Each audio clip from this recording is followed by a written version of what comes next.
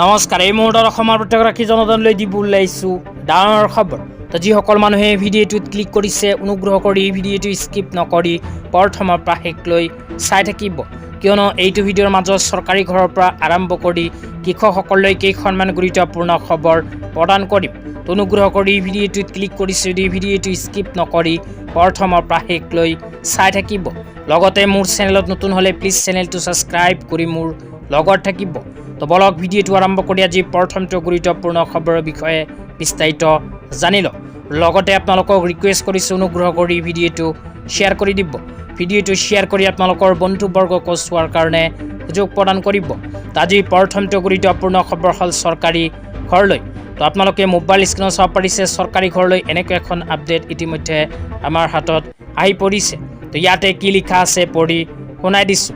ইয়াতে লিখা আছে আজি অসমৰ বাবে এক ঐতিহাসিক দিন। তো তাৰপিছত আৰু লিখা আছে প্ৰধানমন্ত্ৰী আৱাস যোজনা গ্ৰামীণৰ অধীনত আন 1 লাখ পৰিয়ালে আজি নিজৰ সপোনৰ গৃহত প্ৰৱেশ কৰিলে। তেওঁলোকৰ এই প্ৰাপ্তি পৰিস্ফুট হোৱা হাঁহিয়ে আমাৰ বাবে আশীৰ্বাদ। মাননীয় কেন্দ্ৰীয় মন্ত্ৰী শ্ৰী শিৱৰাজ সিং চৌহান ডাঙৰীয়াৰ সৈতে এই আনন্দৰ মুহূৰ্তত ভাগ লৈ আমি নতুন আশাৰ দুৱাৰ মুকলি কৰিবলৈ পাই আনন্দিত হৈছোঁ। ইয়াতে উল্লেখ কৰা অনুযায়ী যিসকল মানুহে চৰকাৰী ঘৰ পোৱাৰ বাবে আবেদন কৰিছিল সেই সকলো মানুহৰ ভিতৰত 1 লাখ মানুহে ইতিমধ্যে নিজৰ নিজৰ গৃহত প্ৰৱেশ কৰিলে। 1 লাখ মানুহে ইতিমধ্যে লাভ কৰিলে চৰকাৰী ঘৰ। তো যিসকল মানুহে নতুনকৈ চৰকাৰী ঘৰৰ বাবে আবেদন কৰিছিল কিন্তু এতিয়ালৈকে চৰকাৰী ঘৰৰ টকা পোৱা নাই সেইসকলেও অতি শীঘ্ৰেই চৰকাৰী ঘৰৰ টকা লাভ কৰিব। তো অসম চৰকাৰে 3,25,000 চৰকাৰী ঘৰৰ টকা প্ৰদান কৰিব। ইতিমধ্যে প্ৰদান কৰিছে চৰকাৰী ঘৰৰ অনুমোদন পত্ৰ। তো চৰকাৰী ঘৰৰ অনুমোদন পত্ৰ যদি আপোনালোকে লাভ কৰিছে তেন্তে নিঃসন্দেহে চৰকাৰী ঘৰৰ টকাও লাভ কৰিব। তাৰপিছত লিখা আছে ইয়াৰ লগতে মাননীয় প্ৰধানমন্ত্ৰী শ্ৰী নৰেন্দ্ৰ মোদী ডাঙৰীয়াৰ নেতৃত্বত আজিৰ দিনটোত অসমে লাভ কৰিলে কেইবাটাও উপহাৰৰ ভিতৰত 1 নম্বৰত কৈছে 528টি পথ আৰু 62খন সেতু। 2 নম্বৰত কৈছে MG এনৰেগাৰ অধীনত নতুন আবণ্টন। 3 নম্বৰত কৈছে মা মিছনৰ অধীনত 42 কোটি টকা। 4 নম্বৰত কৈছে পাৱাৰ টিলাৰৰ বাবে অতিৰিক্ত 40.5 কোটি টকা।